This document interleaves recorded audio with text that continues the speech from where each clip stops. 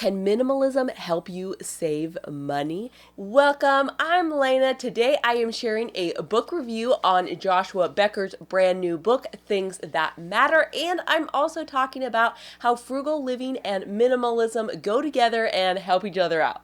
So you may be thinking that minimalism and frugal living don't have much in common because minimalism is about having less things and frugal living is about trying to have more money by spending less money.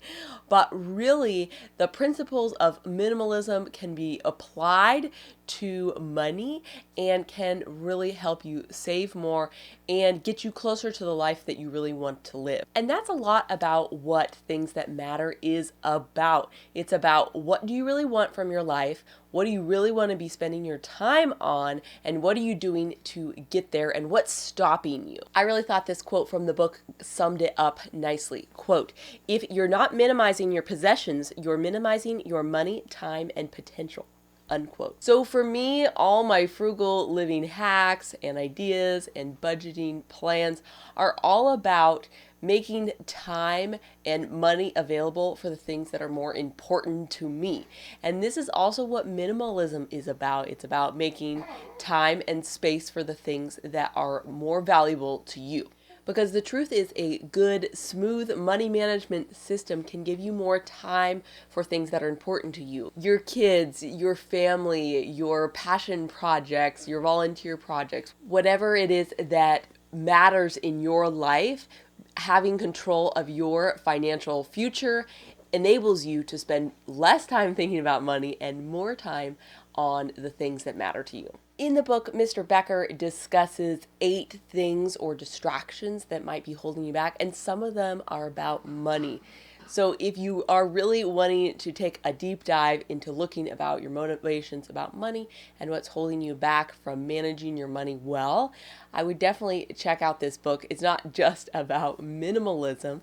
And one of the things he brings up is that selfishness does not bring you real happiness. And it is so hard, especially for me, to detach my happiness from things. So one of the things he encourages people to do when they are trying to have a more happy life is to start giving things away. Giving things away and money away can help loosen the grip they have on you.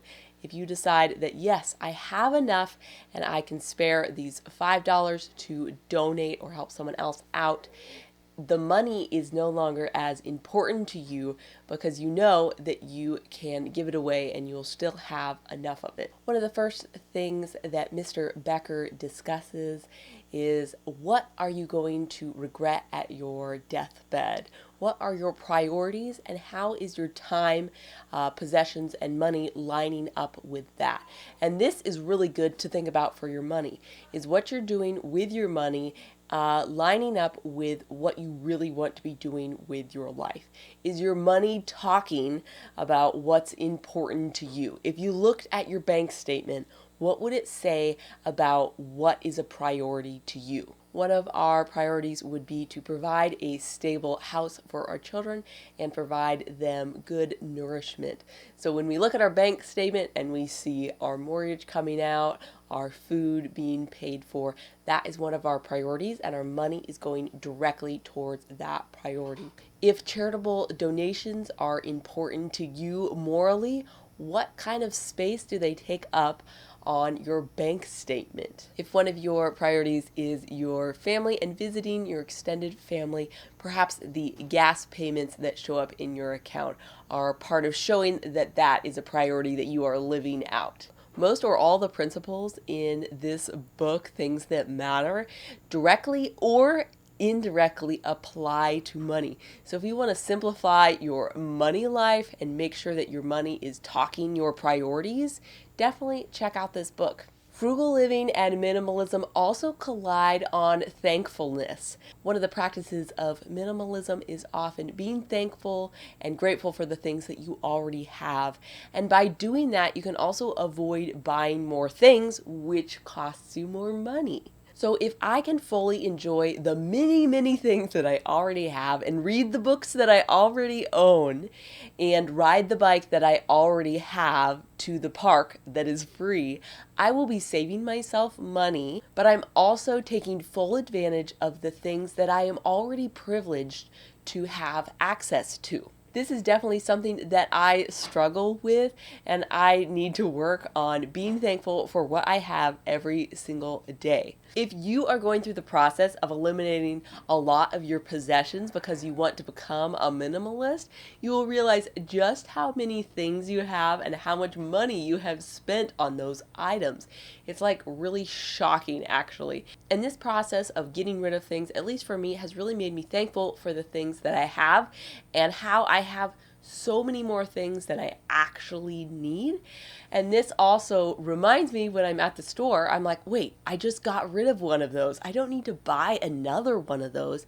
And that also saves me money. Another distraction that Mr. Becker talks about in his book is the distraction of technology. And this one gets me good. The time that I spend on Facebook and Instagram and YouTube definitely is stopping me from pursuing some of the things that I find meaningful in my life and that I really want to do, because accidentally I just ended up spending half an hour on Facebook. So the distraction of bright things and screens also affects your spending habits, because when you're online you see ads, so many ads. We are bombarded with them nonstop, and that can make you dissatisfied, one, but it can also give you ideas about things that you may want to purchase.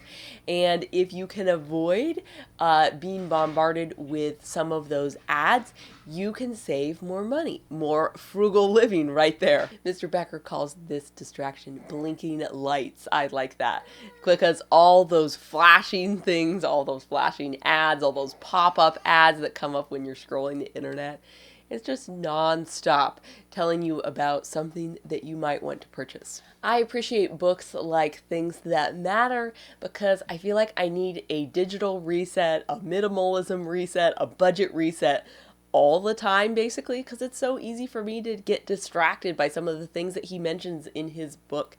So I need to keep reading these books all the time so that I can get back on track and be like, wait, I wanted to do those things. I wanted to donate that money. I wanted to organize that thing.